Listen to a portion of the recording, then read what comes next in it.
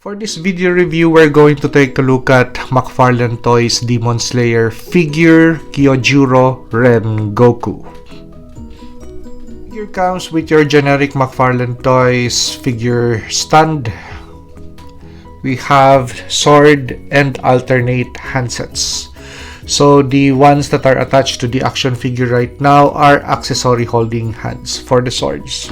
We also have a set of relaxed hand and a set of fists. Action figure stands around the 6.5 inch mark, just 0.5 inch below your standard DC Multiverse Mcfarlane Toys action figure. So let's take a look at the accessory that matters for this action figure. It's going to be the sword. The handsets are just fluff. We could just do with the accessory wielding hands, but without a sword, it's not going to be a Demon Slayer or a complete Demon Slayer figure. So details on the handle, details on the handguard, and details on the blade.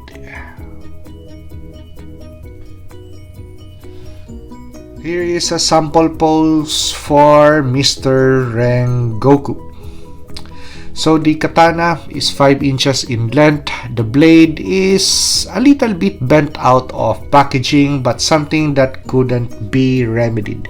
So a little bit of hair dryer time and run it under cool water in your faucet and it's going to retain its shape. Okay, so let's take a look now at the details and articulation points of the action figure. Okay, so the hair is made of soft rubbery material. So it has bend and flex. So we have sideways motion, a little bit of tilts, but it is, once again, that's it. Because of the thickness, even if it's made of soft rubbery material, because of the thickness, it's still going to impede articulation point. But that is really a nice looking head sculpt, so 100% accurate to the animated series character. Okay, so the soft rubbery cape, which is also flexible and bendable, that is connected under the neck. So that collar is actually detachable and that houses the connection point or the joint for the neck and the head unit. So this piece is nestled or rests under that collar.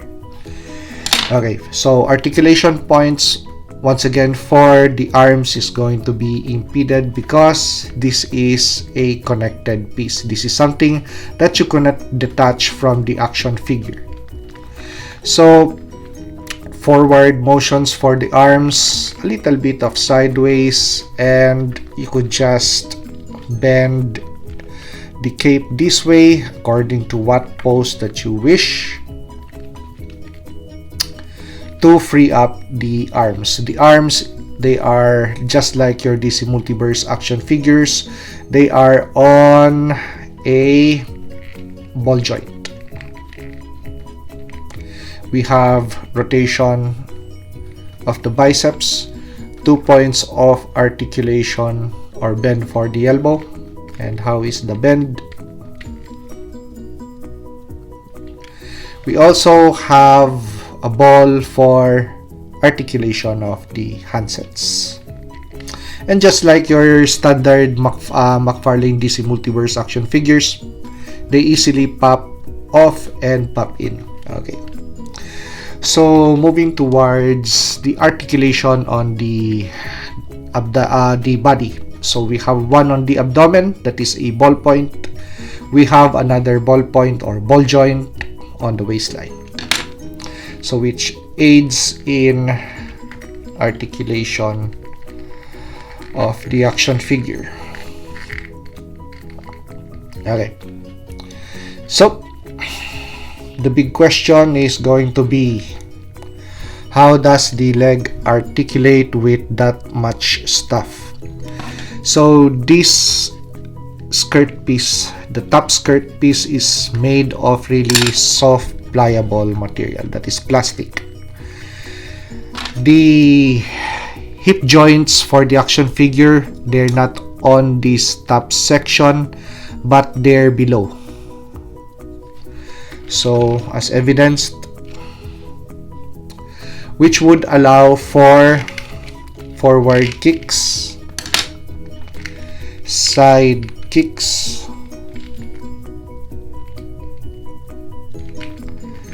and back flips. Articulation for the knee. So if you have Star Wars Black Series Boba Fett, so it is something similar to that. For the foot, we have a ball joint which has a hinge for swivel, and we have toe articulation. Details on the boot, details on the socks or the foot of the figure, so nicely painted. I don't have any QC issues with regards to paint job on this action figure. Actually, it's the only one that I found in my area. So white paint, very nice and clean. Buttons are nicely painted. The collar, the starch piece of the shirt is also nicely painted white, no issues. So with the red parts of the hair, and we have a little bit of white paint just to add some touch of contrast. Okay, the cape is nicely painted. I don't have any issues with the paint on the cape. So we have orange accents with red and white for the main part of the cape. For the inner part of the cape, that's white with red paint on the edges, which I like best, because if it's going to be once again orange, it's going to dampen out that section. So better just red and white for the inner part of the cape. Okay, and the most interesting part that I discovered is going to be, we still have markings. I don't know what that means. Maybe a clan insignia or clan name, or possibly Demon Slayer or something. So we still have that a marking on the back of the action figure, even if it is covered by this nice richly colored cape. So the color tone matches on the cape and on the gaiters of the legs of the action figure. So the tone is a match. So overall thought on this action figure with regards to materials that were used, 5 out of 5. With regards to articulation points, it's going to be 4.5 out of 5 because of the head. But if we're going to take into consideration the execution of the character into action figure form based on the animated series, it's going to be a 5 out of 5 for me. Great execution in toy form. They just have to really sacrifice a little bit on the head articulation to really give us that fine looking head sculpt.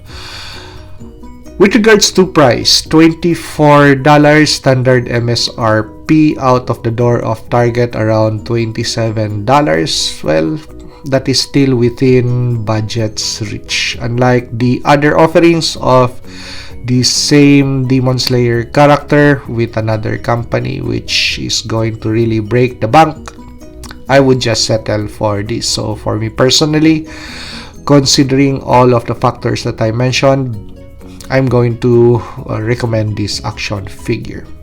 So if you like this review, like, comment, and subscribe to help me grow my channel. And see you on the next action figure or custom action figure review.